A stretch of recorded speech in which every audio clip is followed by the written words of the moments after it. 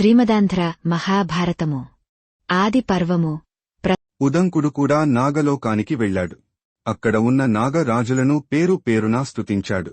తన 1000 పడగల మీద భూభారమును మోస్తూ శ్రీమన్నారాయణుడికి సెయ్యగా వెలుగొందే అనంత నీకు నమస్కారము. సమస్త నాగలోకమును రాక్షసుల బాధ నుండి రక్షిస్తూ మహాశివుని మెడలో అలంకారంగా వెలుగొందుచున్న ఓ వాసుకి నన్ను అనుగ్రహించు. దేవతల చేత మనుష్యుల చేత పూజింపబడే సమస్త నాగరాజులకు నమస్కారము. తన కుమారుడైన అశ్వసేనుడితో కూడి భూలోకము అంతా సంచరించుచున్న తక్షక నన్ను అనుగ్రహించు అని నాగుల నందరను పొగిడాడు ఉదంకుడు. అప్పుడు అతనికి తెలుపు నలుపు దారాలతో వస్త్రములు నేయుచున్న 2 స్త్రీలు, 12 ఆకులు గల చక్రమును తిప్పుతున్న ఈ 2 స్త్రీల యొక్క 6 కుమారులు, ఒక పెద్ద గుర్రమును ఎక్కిన ఒక దివ్యపురుషుని చూచాడు. ఆ దివ్యపురుషుడు ఉదంకుని చూచి, ఉదంకా, నీకు ఏమి వరం కావాలో కోరుకో అని అడిగాడు. వెంటనే ఉదంకుడు, ఈ నాగకులము మొత్తం నాకు వశవర్తులై ఉండాలి అని అడిగాడు.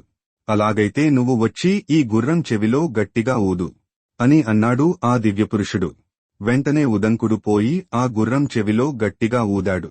అప్పుడు ఆ గుర్రము శరీరము నుండి భయంకరమైన అగ్ని జ్వాలలు పుట్టి నాగలోకమును చుట్టుముట్టాయి.